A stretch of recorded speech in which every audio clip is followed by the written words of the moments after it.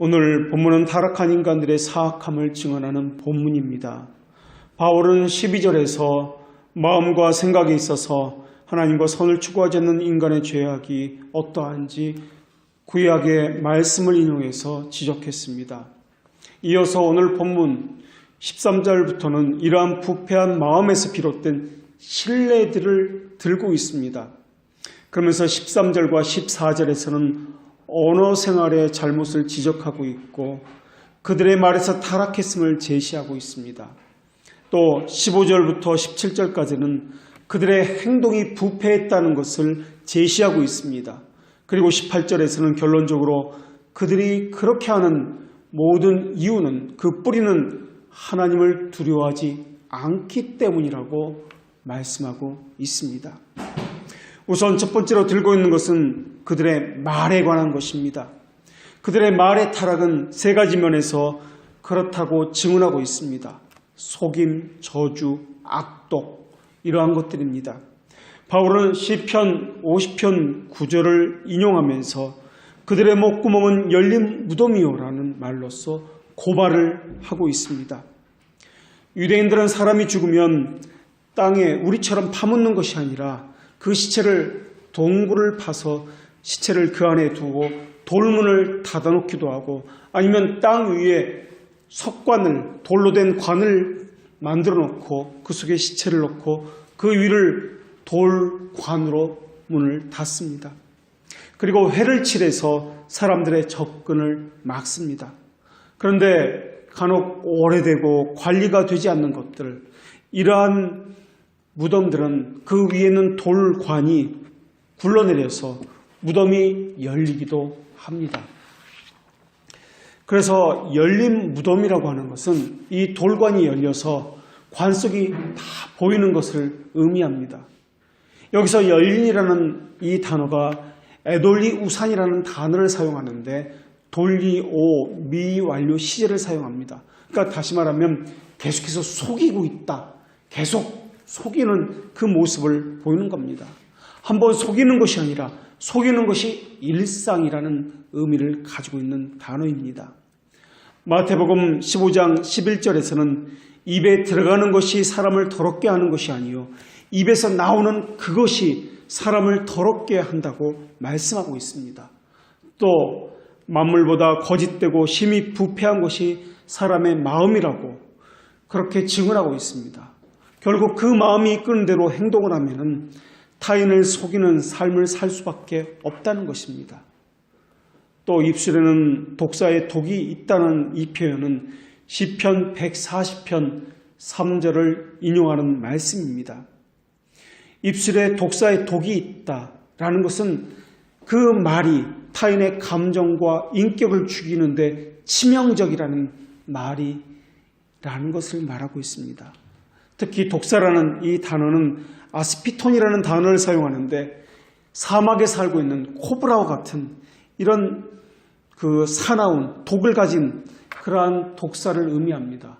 그 복수 소유격인데 그러한 독사들의 모은 그 독을 모아놓은 것과 같은 그러한 사악함을 의미하는 단어라는 것입니다. 오늘 말씀을 보면은 바울은 목구멍, 혀, 입술이라는 발성기관을 구체적으로 하나씩 언급하고 있습니다. 그러면서 하나님께서 주신 언어, 이 하나님의 선물인 언어라는 것을 추악한 죄의 도구로 삼고 있다라고 말씀하고 있습니다. 그런데 이 순서가 보니까 이 발성기관이 안쪽으로부터 바깥쪽으로 하나하나 순서대로 언급하고 있습니다. 결국 인간의 언어는 입에서만 나오는 것이 아니라 근원적인 이 마음으로부터 나온다는 것을 설명하고 있는 것입니다. 그래서 오늘 본문 말씀을 보면 13절에서 목구멍으로부터 시작한 죄악은 혀, 입술, 입으로 이동해서 나옵니다. 그리고 15절에서는 이것이 발로 이동해서 나옵니다. 17절에서는 머리로 이동하고 19절에서는 눈 위로 이동합니다. 그리고 이 모든 행위들은 결국에 18절에서 하나님을 향한 두려움 없는 모습으로 이어지고 있습니다. 하나님을 향한 경외함이 없는 행동들, 이것은 우리가 지난주에도 살펴보았듯이 양심으로부터 시작된다는 것을 구체적으로 표현하고 있는 것이 오늘 본문의 말씀이라는 것입니다. 그래서 오늘 본문 13절은 혀와 말에 관한 본문이지만 사실은 혀와 말에 관한 본문이 아니라 타락한 마음으로부터라는 것입니다. 그리고 그것 때문에 19절에서는 하나님께서는 모든 입을 막겠다고 하시면서 온 세상이 하나님의 심판 아래에 있게 하시겠다고 말씀하고 있습니다. 하나님의 심판대에서 심판의 궁극적인 대상은 우리의 양심입니다. 물론 심판대에서 하나님께서 보시는 것은 믿음이 있느냐 없느냐입니다. 그런데도 하나님께서 우리의 양심을 보신다고 제가 말씀드린 것은 믿음에 쌓이는 곳이 바로 우리의 양심이기 때문에 그렇습니다. 그래서 디모데전서 3장 9절에서는 깨끗한 양심의 믿음의 비밀을 가진 자여야 한다라고 말씀하고 있습니다. 또 지난주에 말씀드린 대로 양심은 육체의 생명이 중심이 되는 곳입니다. 원천이 되는 곳입니다. 또 양심은 우리의 감정과 소원이 나오는 곳입니다. 또 양심은 도덕적인 결정이 이루어지는 곳이고 사랑이 흘러나오는 곳이기 때문에 그렇습니다. 이 땅에서는 말로써 수많은 독설과 거짓과 악독과 이간질을 할 수 있지만 하나님의 심판대 앞에서는 그러한 것을 할 수가 없습니다.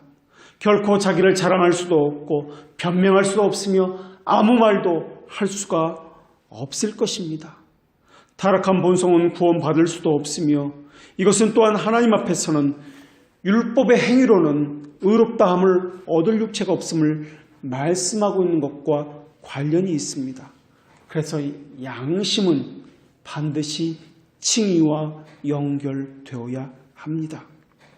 우리가 어떤 것을 보면은 그것에만 머무는 것이 아니라 그 단어의 앞뒤 문맥을 살펴야 합니다. 그리고 그 맥을 가져야 됩니다. 이것이 어떻게 해서 이어지고 있으며 어디로부터 근원되어지고 어디를 향해서 나아가고 있는지 그 맥을 가지고 있어야 한다는 것입니다.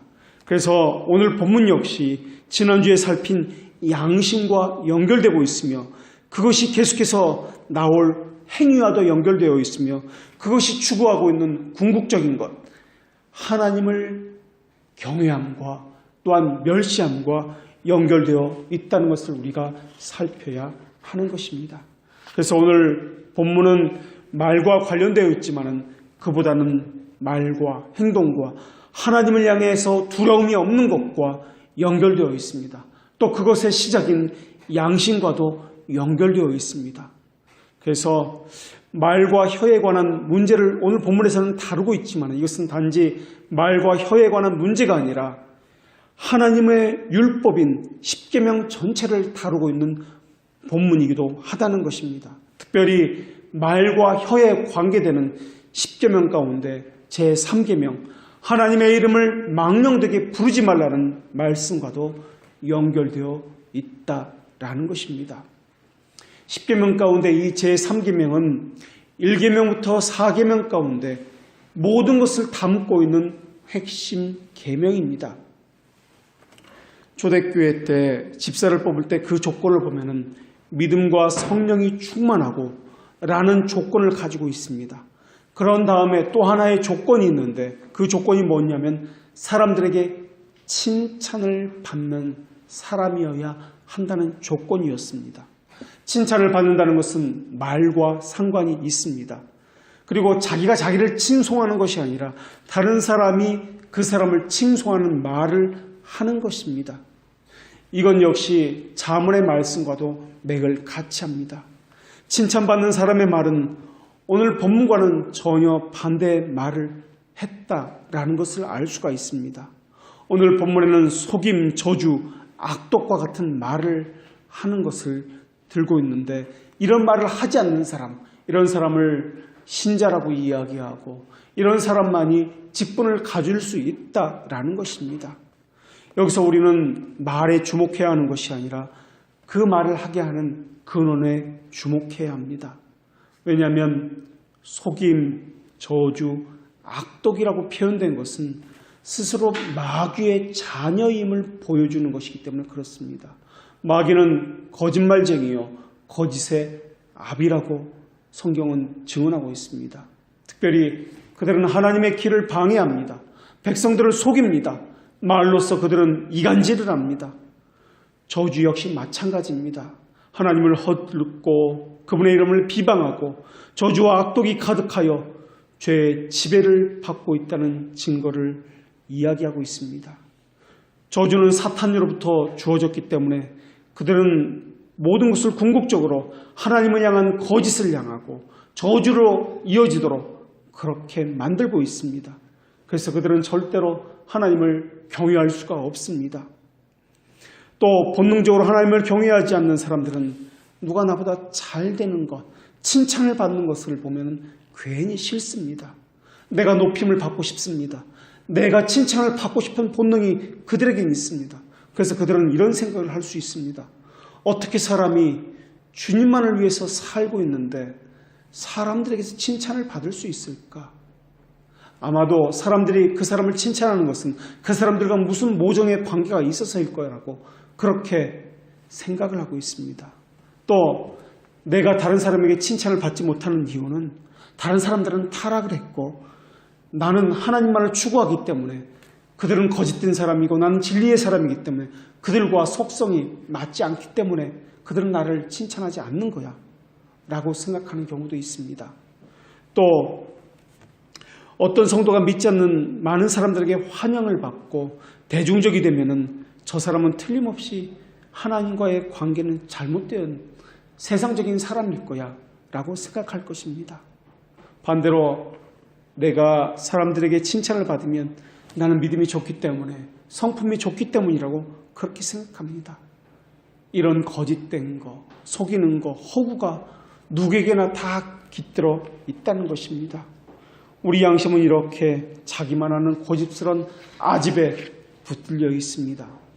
말이라고 하는 것은 이런 아집, 교만, 이것이 밖으로 표현되어 나온 것에 불과한 것입니다. 그러나 표현된 것보다 표현되지 않은 것이 너무나 많이 있습니다. 우리가 믿지 않는 자들이나 타락한 교회나 심지어 예배 때문에 분노하기도 하는데 그것은 실상은 그들이 하나님의 영광에서 멀기 때문에 분노한 것이 아닐 가능성이 너무나 많이 있다는 것입니다. 하나님께서 높임을 받지 못하고 예배를 받지 못하기 때문에 슬퍼하는 것이 아니라 내가 이렇게 중요한 것을 말을 하는데 저 사람들은 왜 내 말을 듣지 않을까? 왜 딴 생각을 할까? 사실은 내 말을 듣지 않는 것 때문에 그것이 더 많이 차지하고 있는지도 모르겠습니다. 그 안의 본질은 나를 알아주지 않는 것 때문에 내게 피해를 주고 있기 때문에 라는 것입니다. 그들의 양심은 하나님을 높이는 것 때문에 분노하고 화를 내는 것이 아니라 나를 알아주지 않는 것, 왜 내게 피해를 주는 것, 그것 때문에 분노하고 그렇게 화를 내고 있는지도 모르겠다는 것입니다. 양심이라는 단어는 라틴어로 콘시엔티아라는 단어를 사용합니다. 이 콘시엔티아라는 단어는 두 단어의 합성어입니다. 콘이라는 단어와 시엔티아, 이 두 단어가 합성되어 있습니다. 콘이라는 단어는 영어로 with라는 단어를 사용합니다. 뭐뭐와 함께라는 뜻입니다. 시엔티아라는 단어는 영어로 science, 다시 말하면 지식이라는 단어를 의미를 가지고 있는 단어입니다. 결국 양심이라고 하는 것은 그 사람이 어떤 지식을 가졌느냐를 의미하는 단어입니다.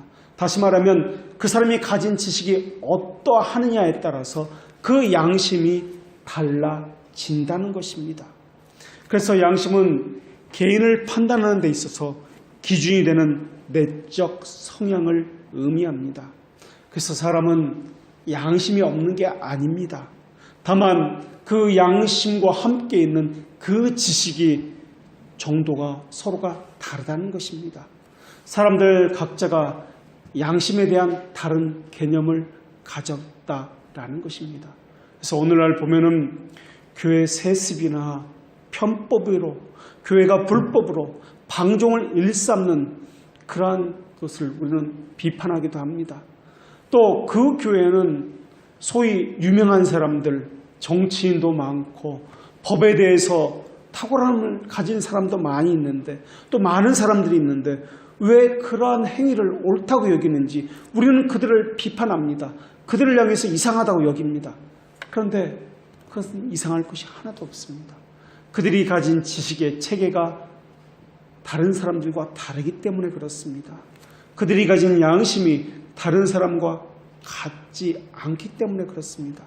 그들은 그렇게 배웠기 때문에 그렇습니다. 그들은 그런 지식을 양심에 담고 있기 때문에 그렇습니다. 그래서 그 사람들은 왜 우리 교회를 비난하지?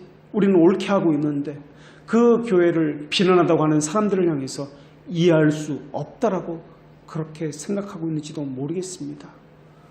바른 양심을 가진다는 것은 다시 말하면 바른 지식을 가졌다는 의미입니다. 바르게 신앙생활을 하려면 하나님에 대한 바른 지식이 반드시 있어야 합니다. 이것이 첫째 조건입니다. 그래서 참된 교회를 만나서 바른 지식을 습득하는 것이야말로 신앙생활의 첫 번째 조건입니다. 양심을 깨우치는 바른 지식이 없으면 바르게 신앙생활을 할 수 없습니다. 그래서 말씀을 선포한다는 것은 더러워진 양심, 타락한 양심에 말씀의 빛을 비추어서 그 양심을 깨우치고 닦아내고 잠들어 있는 그 양심을 일어나서 각성케 하는 것이 바로 말씀을 선포한다는 것입니다. 말씀을 듣는다는 것입니다. 더군다나 성령님께서 역사하시는 그 믿음에 담기는 좌소가 선한 양심이라고 우리는 배웠습니다. 선한 양심을 갖게 하도록 성령님께서는 말씀을 도구로서 화인 맞은 그 양심에 물과 불로서 채찍으로서 정결케 하시고 깨워 우리를 일깨우고 계시는 것입니다. 하나님에 대한 바른 지식이 없으면 양심의 자유도 바르게 실행할 수가 없습니다. 잘못된 지식을 가진 이들에게 바른 것을 기대한다는 것은 오히려 어쩌면 잘못된 것일 수도 있습니다. 양심의 자유를 말할 때에도 진리를 기준으로 해야 합니다. 그런데 이럴 수도 있고 저럴 수도 있는 것, 이러한 것이 있는데 이것을 아디아포라라고 그렇게 이야기합니다. 아디아포라라는 단어는 헬라어입니다. 평범한 것으로부터 또는 무관심한 것으로부터 라는 의미를 가진 단어입니다. 이 말은 진리로 규정된 이라는 의미를 가진 디아포라라는 단어와 반대되는 개념을 가진 그런 단어입니다. 아디아포라라는 단어는 스토아 철학에서 나온 그런 개념입니다. 이것은 선도 아니고 악도 아니고 명령받지도 않았고 금지되지도 않은 것, 이러한 의미를 가지고 있습니다. 그런데 이것이 신약에서 우리 기독교의 개념으로서 논의되기 시작하게 된 것입니다. 예를 들어서 고린도전서 10장 23절 말씀에 모든 것이 가하나 모든 것이 유익한 것이 아니요 모든 것이 가하나 모든 것이 덕을 세우는 것이 아니라는 말씀이 있습니다. 그러면서 바울은 시장에서 파는 그 음식을 양심을 위해서 묻지 말고 먹으라 라고 말씀합니다.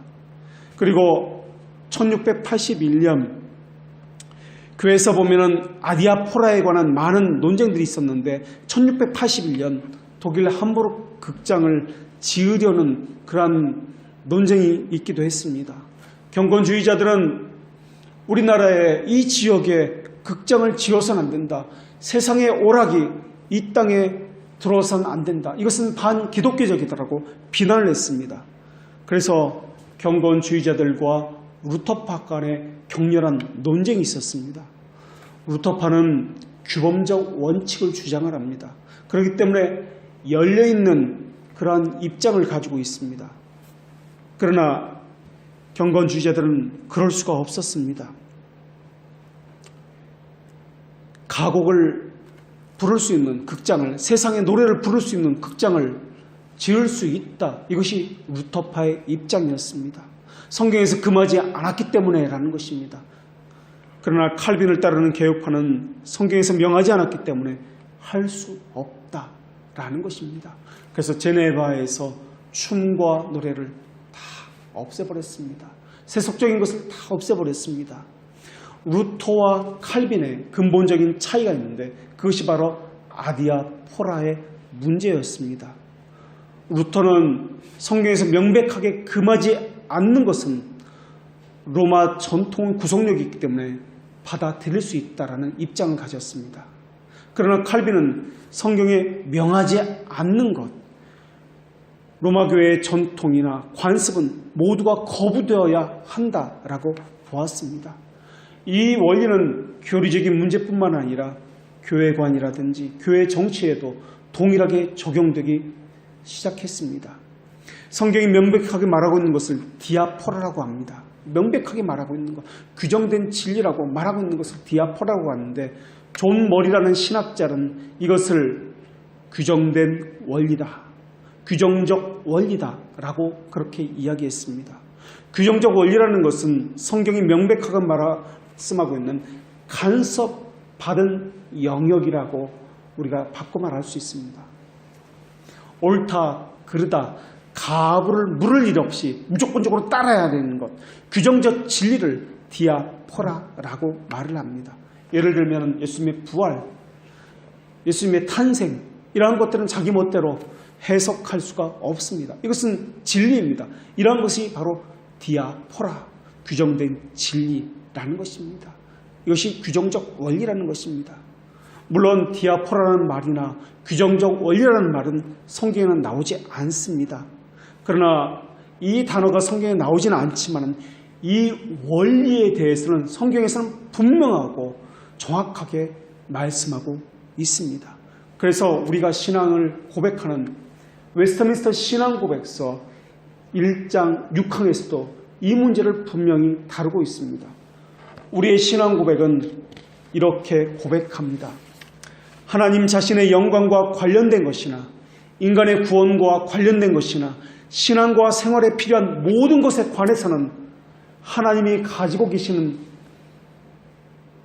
그 계시는 모든 계획은 성경에 분명하고 정확하게 모든 것이 기록되어 있다. 또 그것이 아니면 선하고 적절한 필연적인 결론에 의해서 성경에서 분명하게 유추할 수 있다. 그렇기 때문에 이 성경에다 성령의 새로운 계시에 의해서든 혹은 인간의 정통에 의해서든 아무것도 어느 때를 막론하고 더 첨가할 수 없다. 바로 이것이 우리가 고백하는 신앙 고백입니다. 이것에 따라 장로교회가 그렇게 운영되고 있는 것입니다. 우리는 이러한 성경의 원리에 따라서 규정적 원리에 따라서 믿고 있고 또한 교회를 운영해 나가고 있습니다. 그런데 여기서 성경이 명백하게 말하고 있지 않기 때문에 임의로 할 수 있도록 남겨진 영역이 있습니다. 성경이 명백하게 말씀하지 않는 그 영역, 그것을 아디아포라라고 이야기합니다. 이것을 다른 말로 불간섭의 영역이라고 합니다. 예를 들면은 예배는 몇 시에 시작해야 될지, 사도신경은 예배 시간에 해야 될지 말아야 될지, 헌금을 예배 시간에 앞에 두어야 할지 뒤에 두어야 할지, 예배의 순서는 어떻게 배열해야 될지 하는 문제가 바로 이 아디아포라의 문제입니다. 이런 것들은 우리의 자유의 영역에 두도록 하셨던 것입니다. 또 성경에 나오지 않지만은 담배를 피워야 할지 말아야 할지 이것은 신앙과 양심과 상식으로 판단해 볼 수 있도록 유추해 볼 수 있도록 하셨다라는 것입니다. 이것을 카이퍼는 송화된 상식이다라고도 불렀습니다. 그런데 루터에 비해서 칼빈은 이 아디아포라의 영역에 너무나 적게 보았습니다. 우리가 시편 찬송을 부르고 있습니다. 찬송에 관한 문제가 가장 좋은 예가 될 것입니다. 루터는 스스로 곡을 붙였습니다. 가사를 만들었습니다. 그래서 루터가 만드는 것을 가지고 그 후예들도 루터파는 찬양을 했습니다. 물론 루터가 교회에 교회 음악에 많은 영향을 끼친 것은 인정합니다. 오늘날 복음송도 마찬가지입니다. 찬송은 믿음의 내용을 담고 있습니다. 그리고 무엇보다도 교회의 고백이기 때문에 교회의 총회가 이것을 우리가 고백하여서 부르겠다, 예배곡으로 채택하겠다면 부를 수가 있는 것입니다. 그래서 루터교는 루터 개인이 만든 곡을 교회 음악으로서, 예배 찬송으로서 가져왔습니다. 그러나 칼빈은 사람이 만든 찬송 가사를 받아들이려 하지 않았습니다. 왜냐하면 개인이 만든 것이기 때문에. 칼빈의 입장에서는 이것은 규정된 진리가 아니기 때문에 그렇습니다. 규정된 진리는 오직 성경의 말씀에 근거해야 하기 때문에 그렇습니다. 그래서 칼빈은 하나님께서 영감으로 주신 시편의 노래, 바로 이 시편성보다 더 좋은 찬송은 이 땅에 없다라고 보았기 때문에 시편만으로 찬송을 사용하게 된 것입니다. 그래서 하나님이 주신 말씀, 이것으로 찬송을 하게 되었고, 하나님의 말씀으로 이루어지지 않은 찬송은, 사람이 만든 이 찬송은 예배로 적절하지 않다라고 보았던 것입니다. 그래서 우리 장로교 역시 이런 예배의 규정적 원리에 따라서 이 시편 찬송을 우리의 예배 찬양으로 부르게 된 것입니다. 우리는 지난주에 이어서 계속해서 오늘도 성경 공부를 찬송에 대해서 하게 될 것입니다. 우리가 시편 찬송을 부르는 이유도 바로 우리의 신앙의 고백과 일치하기 때문에 그렇습니다. 규정적 원리에 의해서 우리가 부르기 때문에 그렇습니다.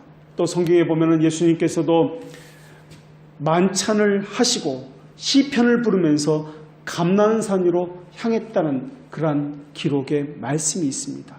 이러한 것을 근거로서 우리는 시편 찬송을 우리의 유일한 찬송으로서 그렇게 부르도록 하고 있는 것입니다. 그래서 칼빈은 제네바 시편 찬송을 그 교회에서 부르도록 한 것입니다. 그리고 칼빈의 가르침을 따르는 그 후예들 역시 지금도 그것이 계속 불려지고 있는 것입니다. 예배에서 음악을 루터는 아디아포라라고 보았다면 칼빈은 디아포라로 보았던 것입니다. 또 이것 말고 칼빈과 루터의 견해가 다른 경우가 또 하나 있는데 성상에 관한 문제입니다.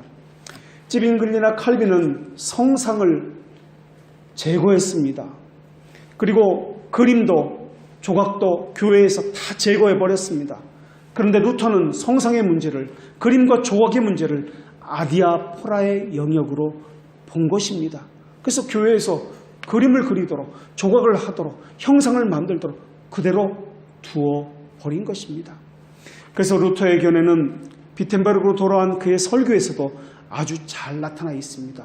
또 루터교회는 로마 카톨릭처럼 10계명 가운데 제2계명, 너는 나를 위하여 새긴 우상을 만들지 말고, 또 위로 하늘에 있는 것이나 아래로 땅에 있는 것이나 아무 형상도 만들지 말라는 이 계명을 1계명에 포함시켜서 로마 카톨릭의 입장에서 벗어나지 못하고 있는 것입니다.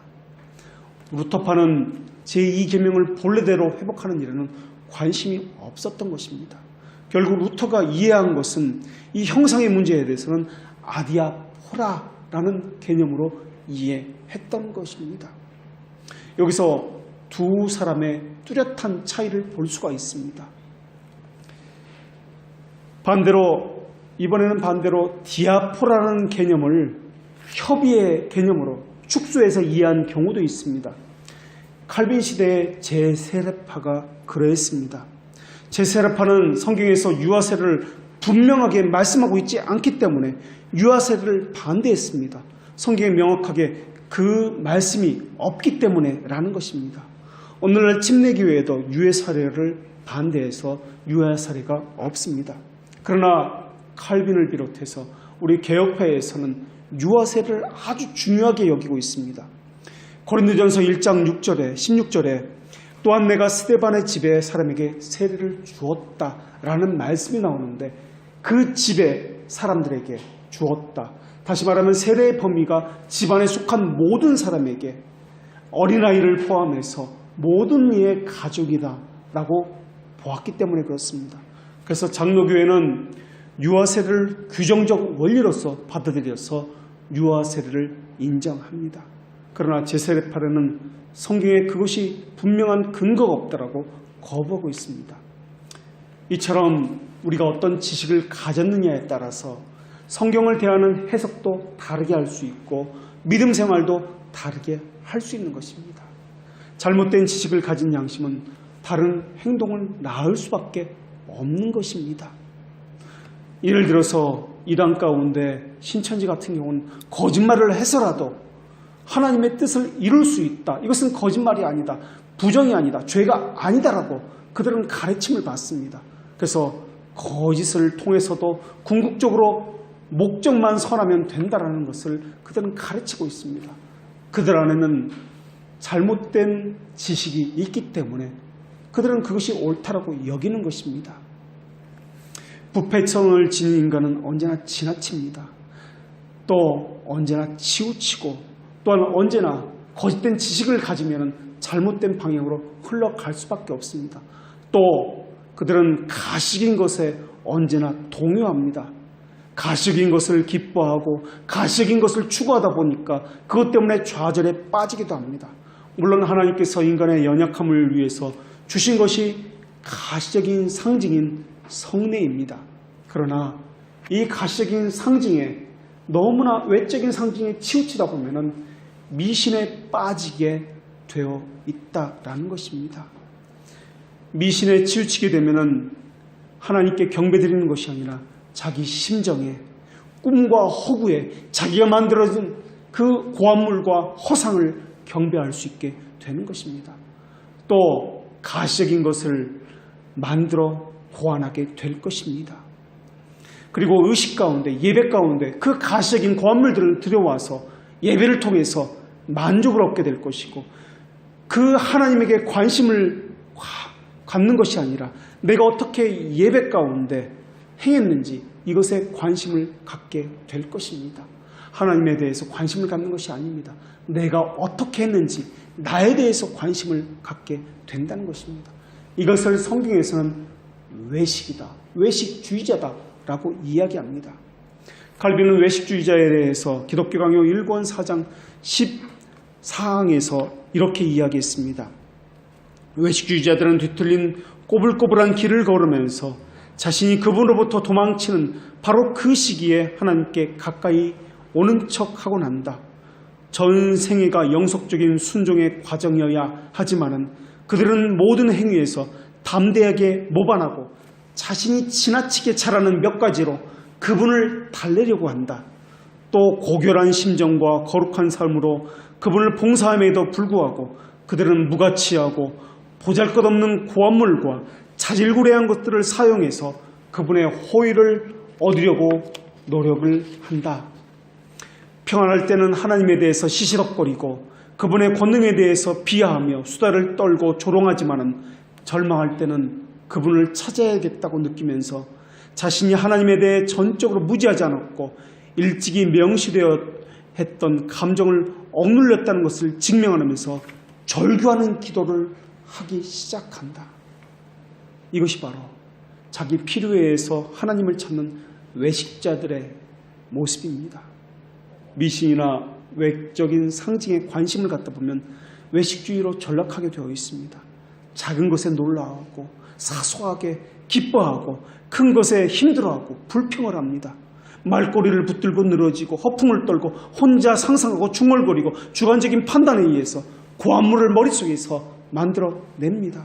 자신의 생각이 맞다고 착각하면서 자신의 잘못이 아니라 타인의 다른 사람의 잘못 때문에 내게 이런 일이 있더라고, 한국교회가 이렇더라고 늘 불평을 합니다. 오늘 본문에 나오는 것처럼 이들이 외식주의자들입니다. 이들이 바로 마귀의 자식들입니다. 그래서 청교도 윌리엄 퍼킨스는 혀에 관한 글을 쓰면서 혀를 다스리는 것에는 두 부분이 포함되는데 거룩한 말이 한 부분이요 거룩한 침묵이 또 한 부분이라고 그렇게 말하고 있습니다. 그래서 우리는 언어에 대해서 우리의 언어의 태도에 대해서 살펴야 하는 것이 있는데 세 부분에서 살펴야 한다는 것입니다. 하나는 하나님과 관해서 살펴야 하는 것이고, 또 하나는 우리의 이웃에 관해서 살펴야 하는 것이고, 또 하나는 우리 자신에 관해서 살펴야 한다는 것입니다. 하나님에 관해서 살펴야 한다는 말은 영화롭고 존귀하신 그분의 명예로운 칭호들, 그 이름들, 그것을 존귀하게 또 정당한 경우가 아니면 결코 우리 입에 올리지 말아야 한다는 것입니다. 우리가 말함으로써 하나님께 영광이 돌아갈 수 있도록 해야 하는데, 그것을 위해서 우리에게 주어진 계명이 제3계명이다 라고 했습니다. 제3계명은 하나님의 이름을 망령되이 부르지 말라라는 것입니다. 경솔하고 가볍게 무의식적으로 아무 의미 없이 하나님의 이름을 부르지 말라는 것입니다. 우리가 교회에 등록을 하게 되면 서약식을 합니다. 임직식을 할 때도, 세례를 받을 때도 서약을 하게 됩니다. 이러한 모든 것들이 제3계명과 관계된 것입니다. 또 사람들이 말을 할 때나 기도를 할 때 습관적으로 맨 앞에 하나님의 거룩하신 칭호를 붙입니다. 오 하나님, 오 주님, 선하신 하나님, 자비로우신 하나님, 긍휼의 하나님, 이러한 말, 호칭을 붙입니다. 그런데 이 의미를 알지 않고 부르는 것, 또 중언부언하면서 반복적으로 아버지 하나님, 아버지 하나님 하면서 기도 중에 부르는 것, 이러한 모든 것들이 하나님을 망령되게 부르는 것입니다. 또 어떤 사람은 기도를 하면서 서원 기도라는 이름으로 하나님과 거래를 하기도 합니다. 또 어떤 사람은 기도를 하면서 하나님 앞에 어째서 내 기도를 듣지 않습니까? 하나님 말씀 거짓입니까? 그러면서 하나님을 향해서 삿대질을 하기도 하고 자신의 울분을 토해내기도 합니다. 이러한 것들은 다 하나님의 이름을 망령되이 부르는 것입니다. 오늘 본문과 관련되어서 그것은 혀로는 속임과 그 입술에는 독사의 독이 있는 것과 그 입에는 저주와 악독이 가득하다라는 것입니다.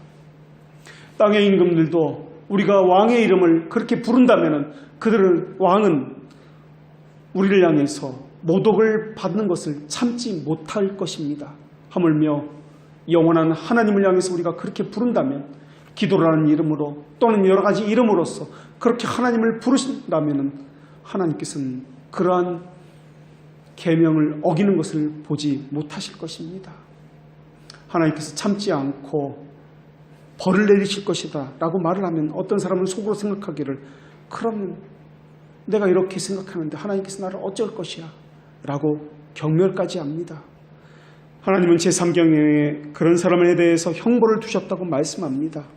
천사들은 하나님의 위엄이 두려워서 얼굴을 날개로 가렸습니다. 하나님에 대한 사랑은 또한 이웃에 대한 사랑으로 이어지게 되어 있습니다.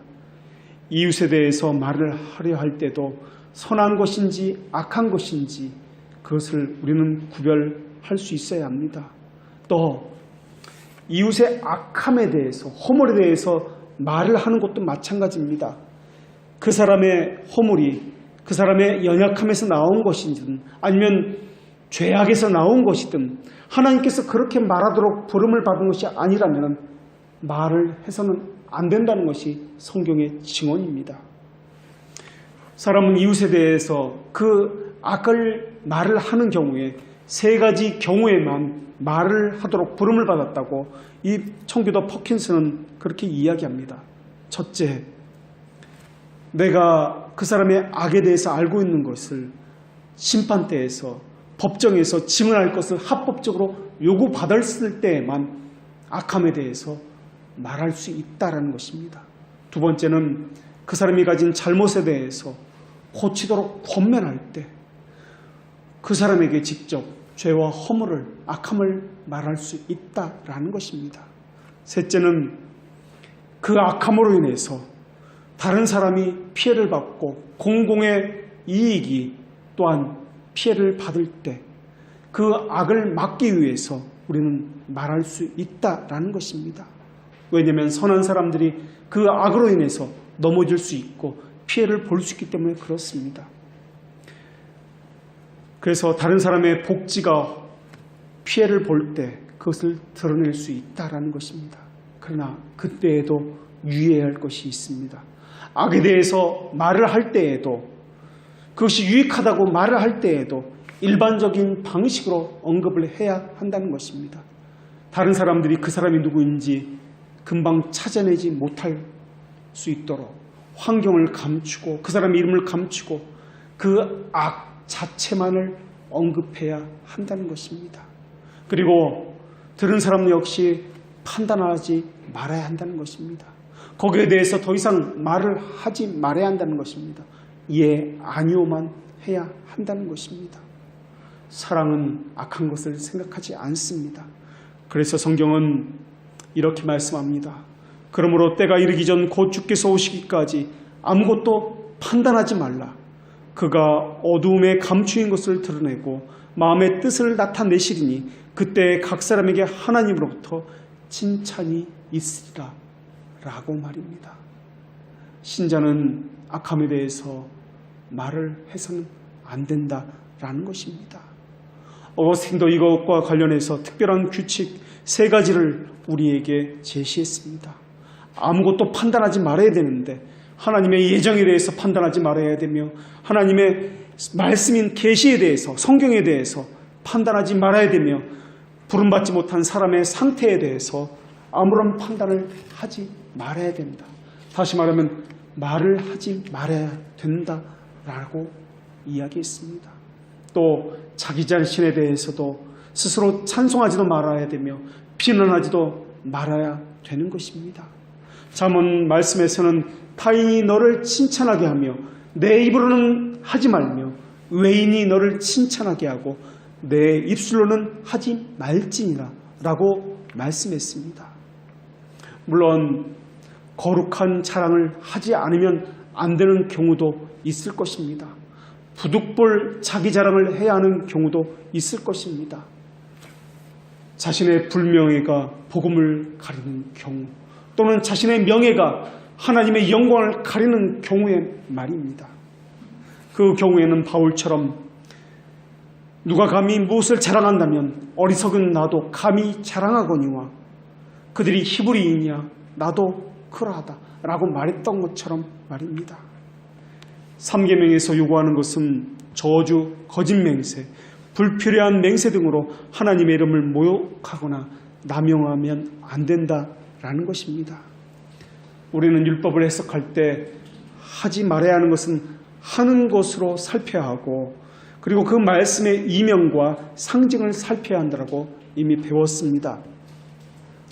거짓 맹세라는 것은 우리의 침묵, 묵인이나 무관심으로 죄들의 참여자가 되어서는 안 된다는 것을 말씀하고 있다는 것입니다. 거짓 맹세라는 것은 누가 어려움에 공경에 처했을 때 레위 지파나 제사장처럼 무시하고 지나치는 것, 이것 역시 제3계명을 어긴 것입니다. 그것은 그들의 서약을 어긴 것이기 때문에 그렇습니다. 신자로서 이웃을 사랑해야 되는 것, 이것을 어긴 것이기 때문에 그렇습니다. 우리는 목사 서약식에서도 임직식에서도 서약을 합니다. 우리 장로교회가 고백하는 웨스트민스터 신앙고백석을 믿을 것입니까? 예, 그렇습니다. 이것을 믿고 순종할 것입니까? 예, 그렇습니다. 이것을 교인들에게 가르치고 그들에게 이 말씀을 가지고 인도할 것입니까? 예, 그렇습니다라고 서약을 합니다. 그것을 행하지 않는 것, 그 웨스트민스터 신앙고백서를 가르치지 않는 것, 이것은 서약을 어기는 것입니다. 세례식에서도 마찬가지입니다. 교회의 치리에 복종하시겠습니까? 예, 그렇습니다. 우리가 믿는 신앙고백서인 이 웨스트민스터 신앙고백서를 나의 믿음으로 받고 고백하겠습니까? 예, 그렇습니다. 교회가 믿는 것을 나도 믿는다고 서약을 합니다. 세례시에서도 마찬가지인 것입니다.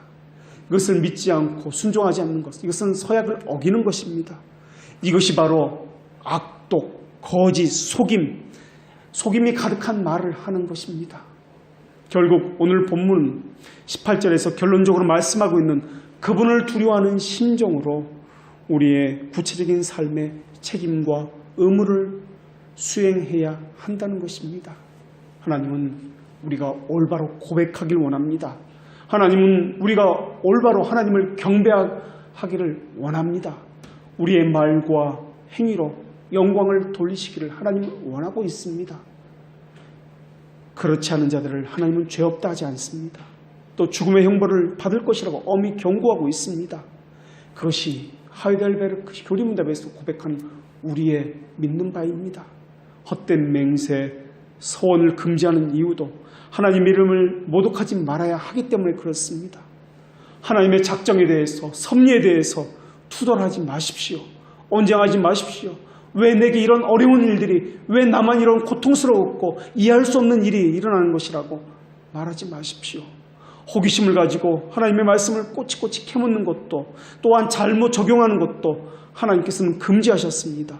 뿐만 아니라 말씀을 잘못 해석하는 것도, 잘못 적용하는 것도, 어떤 방법으로 왜곡하는 것도, 고안물을 만들어서 또한 의식 가운데 행하는 것도 하나님께서는 금지하셨습니다.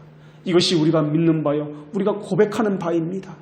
하나님의 계명은 순종하는데 그 목적이 있는 것이지, 자신의 형편을 핑계대면서 요령과 재간을 부려서 그 상황을 피해보려고 변명하고 언쟁하는 데 있지 않습니다. 하나님의 계명은 순종하는 데 있다는 것입니다.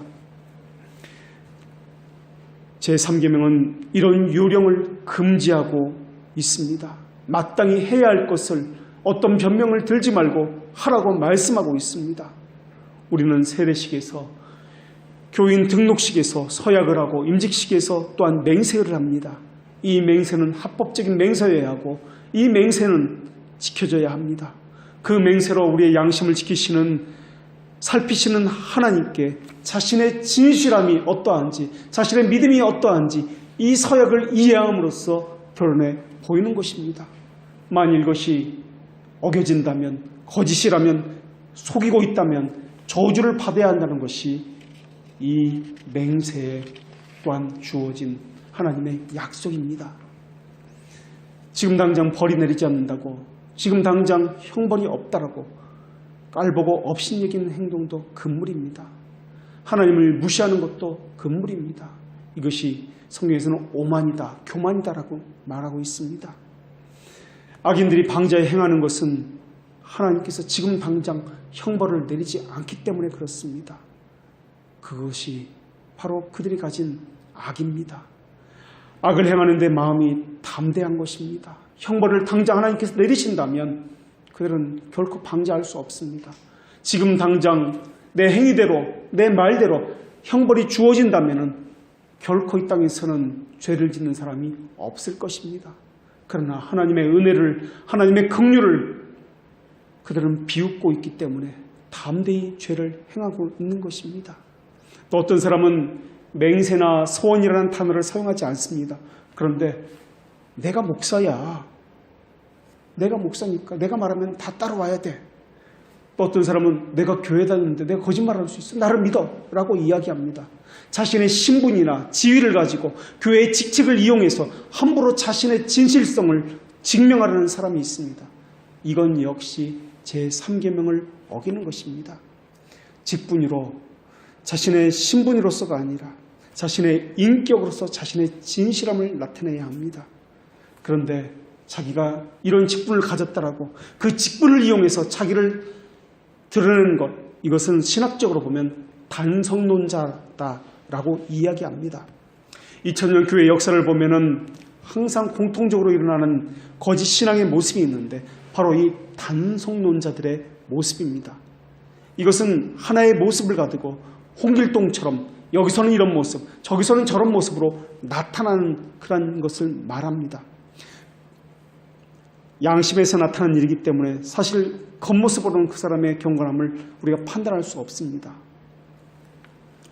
단성론이라는 것은 그리스도의 신성이나 인성 어느 한쪽으로 치우치는 것을 말합니다. 이것에 대해서는 이단이라고 451년 칼케돈 회의에서 정죄했습니다. 그리고 칼케돈 신조에서 분명히 우리가 믿어야 되는 것이 무엇인지를 밝히고 있습니다. 신자의 삶은 이 땅에서 혼돈 변화도 없어야 되고 또한 전환도 혼합되지도 말아야 합니다.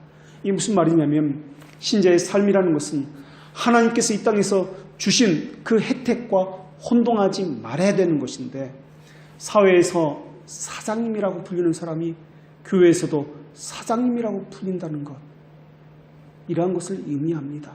교회에서 장로인 사람이 사회에서도 장로라고 불리는 것, 교회에서 목사라고 불리는 사람이 사회에서도 뉴스에서 인터뷰할 때 목사라고 인터뷰하고 직함이 나가는 것, 혼동되고 혼합된 것입니다. 이것이 단성론입니다. 어떤 공직자는 교통을 위반했는데 벌금을 매기는 그 경찰관에게 내가 누군지 알아? 큰 소리를 칩니다. 나 국회의원이야. 너 상관이 누구야? 라고 큰 소리를 칩니다. 자기 직위로 주어진 특권을 남용하는 것, 이것이 바로 단성론자입니다. 자기 직함이나 직분이 자신의 인격을 대변한다고 생각합니다. 그렇지 않습니다.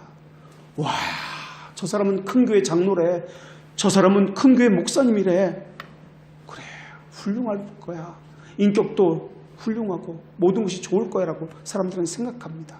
그렇기 때문에 내가 큰 교회 목사이기 때문에, 큰 교회 장로이기 때문에 큰 특혜를 누리려고도 합니다. 이러한 것이 단성론자들의 모습이라는 것입니다. 이러한 것이 하나님의 계명을 무시하는 것입니다. 우리가 고백하는 신앙 고백은 우리의 양심을 살필 것을 고백하고 있습니다. 거짓되고 외식적인 기독교인을 구별할 수 있는 기준을 우리는 분명히 가졌습니다. 그 울타리, 바로 신앙 고백서를 가졌습니다. 그리고 우리는 계속해서 교리 교육을 통해서 우리의 능력을 키워가야 합니다. 물론 우리는 연약합니다. 그렇기 때문에 우리에게 주어진 것이 우리의 양심을 살핀 율법입니다. 그래서 우리에게 필요한 것이 절대적 판단 기준은 신앙 고백서입니다. 우리는 늘 배워야 합니다. 배우지 않는 자는 하나님을 사랑하지 않는 자며 하나님을 대적하는 삶을 살 수밖에 없습니다. 기억하십시오. 10계명의 제3계명은 10계명의 요약이며 우리 삶에서 늘 일어나는 일입니다. 우리의 혀를 지키십시오. 무엇보다 우리의 양심을 지키십시오. 그리고 하나님을 두려워하는 삶을 사십시오. 이것이 오늘 우리에게 주시는 하나님의 말씀입니다. 기도하겠습니다.